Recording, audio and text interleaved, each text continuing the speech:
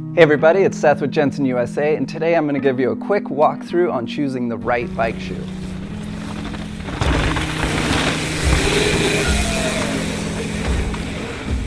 The first thing that you're going to need to do when you're considering a new bike shoe is to consider the type of riding and the type of pedals that you're going to use. That's because in all reality, on a bike, shoes and pedals work together as almost a seamless system. So that can range everything from like a flat pedal setup like this, where you have no cleat and it's engaged through friction on the bottom of the sole there, or something like this where you actually have a cleat on the bottom that clips into the pedal or uses what we call clipless pedals. Now, we want to get started here by looking at the anatomy of a shoe, and so let's take a quick look, and we'll use this shoe as an example here. Now this is a lot like the shoes that you see in normal life, right? A lot like your tennis shoes, but these take it to the next level in functionality. So what we have at the top here is what we call the upper, and that's the part that surrounds the upper portion of your foot and actually engages it there. Now below that, we're going to have the outsole, and this is often just referred to as the sole of the shoe. And this can be made of various materials that add stiffness to the shoe and support. Now inside, we're going to have the insole, and that's going to be important in the comfort and feel that you have of this shoe as you go. Now the last couple of pieces are going to be this toe box and the heel cup, and those are both things that you kind of want to dial in for fit and comfort so that you can be out there pedaling for a super long time. And then the last piece is going to be the retention system, and this is just what holds this shoe to your foot comfortably and allows you to transfer your power from your shoe into your cranks and out your tires. So let's get started with road shoes here. Now we've got this in my hand already. Road biking is all about speed, efficiency, and comfort. So the shoes look like they do that. This shoe is super light. It's made of really lightweight material in the upper, as well as it's got a carbon fiber sole on the bottom.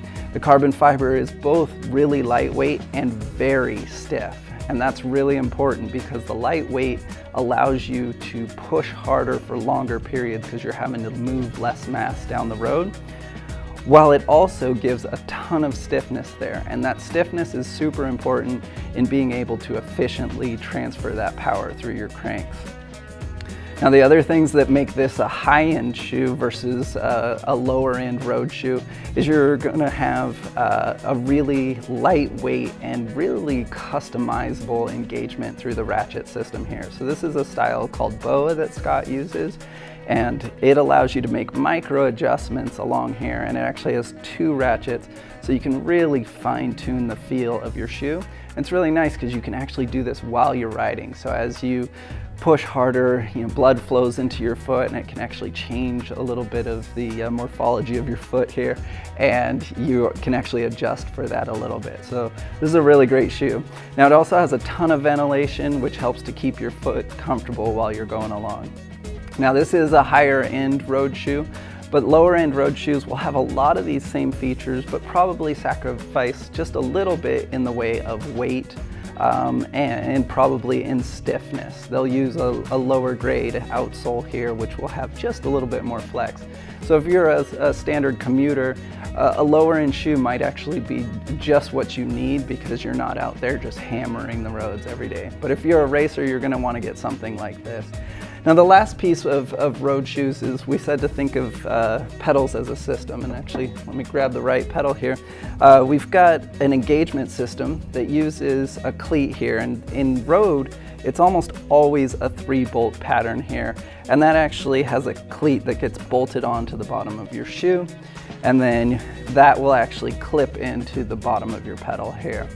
And so again, those are going to be things that you want to consider the weight and the efficiency of the bearings in those systems so that you can have a fast, comfortable, and efficient ride. Now let's jump into kind of the trail cross-country category. This is going to be a shoe that in a lot of ways is kind of similar to what we see from the road side of things. This shoe itself is a fairly budget-oriented shoe, but really comfortable. And this is more of a kind of hybrid style of shoe where it's used for walking on and off the bike as well as getting out there and riding efficiently. Now this shoe isn't nearly as light as what we see here on the roadside, but we do see cross-country style shoes that are basically modified road shoes with heavier lugs on the outside for when you do need to step off your bike and get going. But they're still going to have a high focus at lightweight and breathability and a stiff outsole. This one is going to have a lot of those characteristics, but at a better price point, and so they have a heavier outsole. It's still pretty stiff, but it's not quite as stiff as what we have here.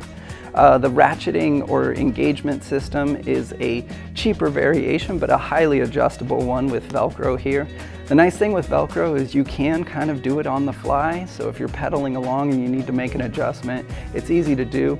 It can be a bit challenging to sometimes match the tension left and right, and that's actually where this next ratchet system is kind of really nice. It's actually a ratchet strap, and what this does is allow you to choose the number of ratchets that you have, and it's easy again to kind of adjust these as you're going. You can actually release tension or add in tension, so you can balance out the tension between your 2 feet so they feel the same. Now this shoe is going to focus quite a bit on breathability as well, because when you're doing trail or cross-country style riding, it's all about pedaling along. And so the focus is more so on breathability and comfort, but it does have some increased protection across the toe here in case you encounter some trail debris of different sorts. Now that takes us into the next step up, which is a flat shoe that's kind of more into the Enduro, all-mountain sort of category. Now they have both flat pedal shoes and clipless or clip-in style pedal shoes, but they're going to have a lot of the same features. As a general rule, these are going to have just a little bit more flexible of a outsole here, and that's because we're trying to compensate for big hits, big jumps, and gnarly terrain. The softer sole on these also is partially because of the flat pedal shoes. When these engage with the flat pedal, you want it to kind of press down onto those pins a little bit, and so that can play into this. Now with that being said, these are not quite your daily walk around shoes. They are going to be stiffer than what you would walk around in, but not quite as what we're seeing on the road side of things. Now in this case, we've got this interesting pattern here that really allows the pins from your pedals to engage in the bottom, and they also use a soft rubber here so that the pins really grab into that and provide a ton of grip and control over your bike. This is because in this flat case, we are not using a clip to actually engage the shoe with the pedal, so we're using friction in this case.